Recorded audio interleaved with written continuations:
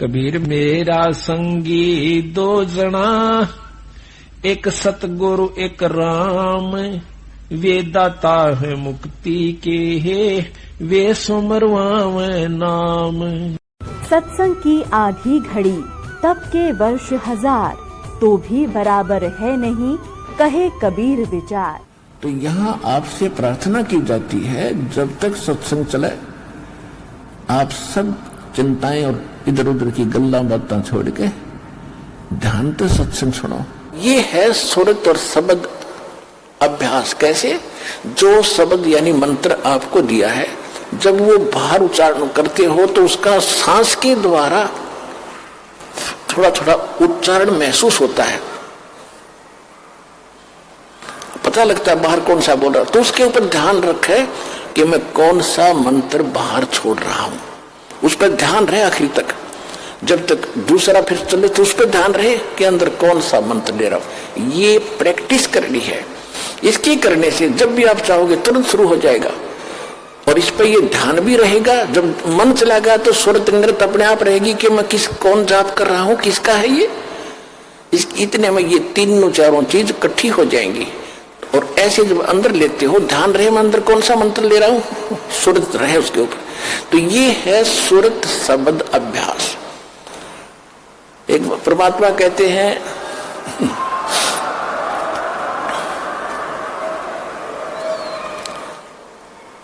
एक डाल पे दो पक्षी बैठे, एक गुरु एक चेला रे, चेला तो चंचल है भाई, गुरु निरंतर खेला रे। फिर परमात्मा उत्तर देते हैं कि इस पद का वो भेद बताओ, कौन गुरु कौन चेला रे।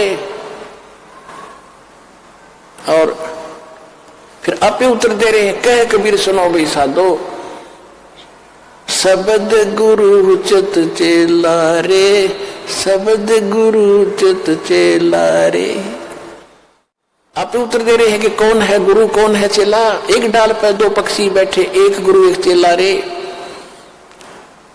यानी इस पर शरीर के अंदर आत्मा भी है, मन भी है।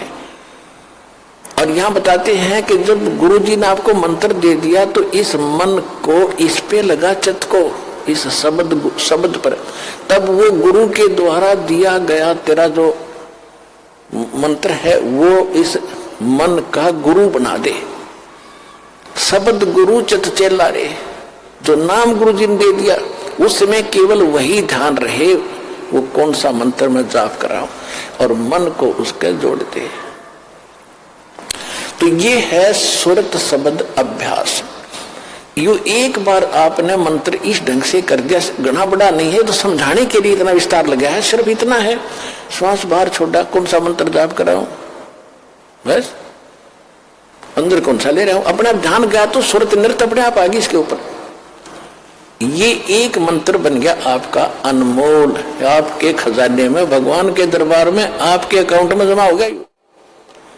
इसकी कितनी कीमत है, और आप तो दिन में पता नहीं 1000 करोड़ 2000 करोड़ 500 करोड़ लगे ही रहते हो।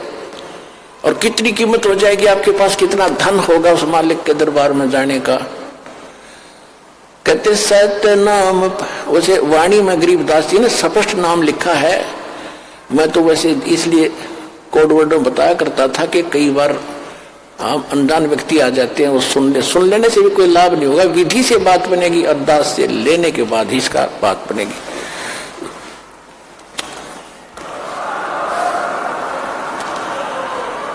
गरीबदास जी ने लिखा है, ओम सोहम पालड़ रंग होरी हो।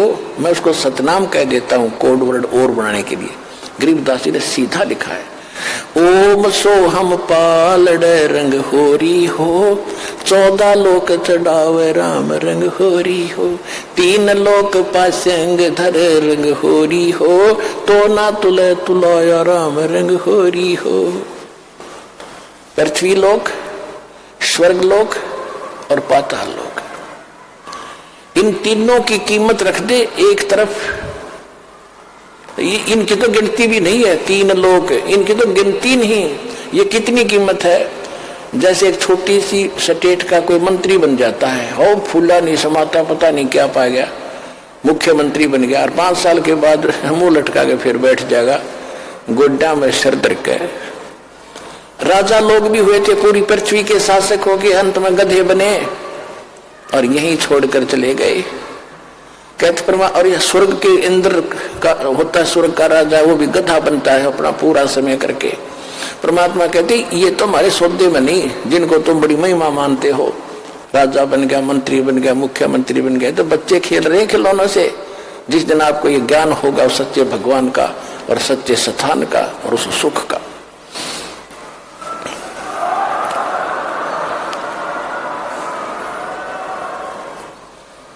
तो क्या बताते हैं परमात्मा के 14 लोक चढ़ावे, विष्णु का लोक, शिव जी का लोक, विष्णु जी का लोक, शंकर जी का लोक, दुर्गा का लोक, धर्मराज का लोक, ब्रह्मलोक के अंदर वहां जो काल का स्थान है, और ये 88,000 खेड़े उसमें, और गोलोक वगैरह, ये 14 लोक बनते हैं।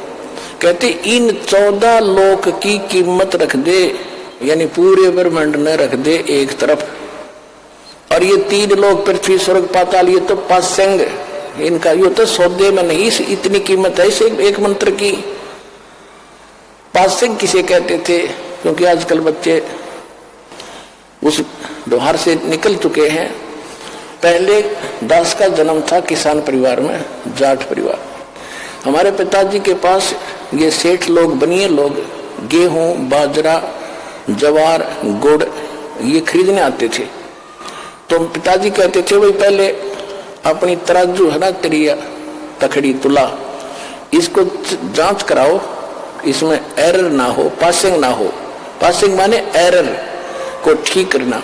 तो उस दिखाता था, उसमें कोई त्रुटि होती थी, जैसे गेहूं तोलना है तो गेहूं से 10-20 दाने लेकर दूसरी साइड में डाल देते थे, वो एरर खत्म हो जाती थी। उसको पासिंग कहते थे कि इतनी पासिंग बन गई इसमें, यानी 2 ग्राम, 4 ग्राम, 5 ग्राम जो गेहूं रखे थे वो पासिंग थे। पासिंग वो सौदे में नहीं थे, सौदा तो और रखा है, सैकड़ों मन सौदा तो उस तक करडान तोल गए, वो तो पासिंग दरी है उसका, वो सौदे में नहीं।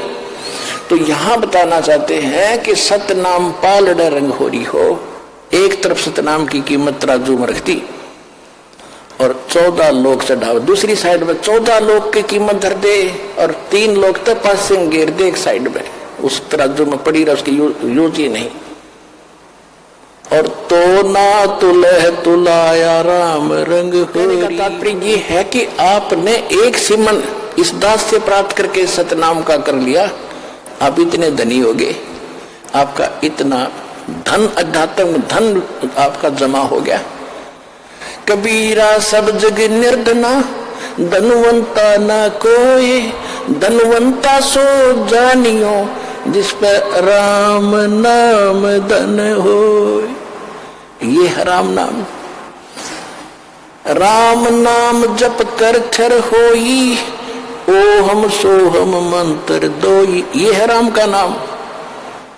राम नाम यानी भगवान का सच्चा मंत्र, उसको राम नाम कहते हैं। राम राम राम राम ये मंत्र नहीं है। हम सतनाम सतसाहिब सतसाहिब कहते हैं, सतसाहिब मंत्र नहीं है, ये तो याद दिलाता है सच्चे साहिब की, और ये है वो मंत्र। गीसा साहब भी कहते हैं, ओ हम सो हम जप ले भाई, राम नाम की यही कमाई। तो गरीबदास जी कहते हैं, ओम सो हम जब कर थर होई, थर बाने उस स्थान पर चले जाओगे, स्थायी हो जाओगे जो कभी लौट कर नहीं आते। और ओम सोहम मंत्र राम ना, ओम सोहम मंत्र दोई, ओम सोहम मंत्र दोई, यही 2 मंत्र हैं। राम नाम जप कर थर होई, ये है राम का नाम जो जाप करना है। ये विधि तत्वदर्शी संत के पास, और उसे लेकर ही जाप किया जाएगा उस विधि से, तब इसका पुण्य मिलता है।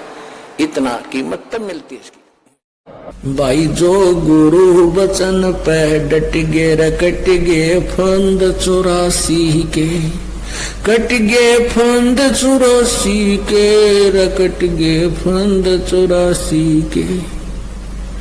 भाई जो गुरु वचन पे डट गे, रकट गे फंद 84 के। वस्तु मिली ठोर की ठोर, मिटगी मन पापी की दौड़। अब यहाँ कोई भी भक्त आता है, खाना खाने नहीं आता, वो तो परमात्मा की महिमा सुनने आता है। और ऐसे साधु भाव में कोई भी आवेगा, यहाँ कोई आदमी नहीं आ सकता, किसी के पास आज समय नहीं है तो वैसे ही यहाँ जावे। वो परमात्मा की एक प्यारी आत्मा आता है, चाहे उसने वो नाम नहीं भी लिया है, ना लेना चाहता, यहाँ आने वाला व्यक्ति उस परमात्मा का एक VIP समझ लो, उस भगवान की एक प्यारी आत्मा है, कुछ दिनों में समझ में आ जाएगी, उसका नाम भी ले लेगा। तो यहाँ भगत भगवान के लिए आया है, ना कि खाने के लिए। और ऐसे भगत को यहाँ खाना खिलाना, उसको भोजन में सहयोग देना भंडारे में, इसके पुण्य की कोई गिनती नहीं।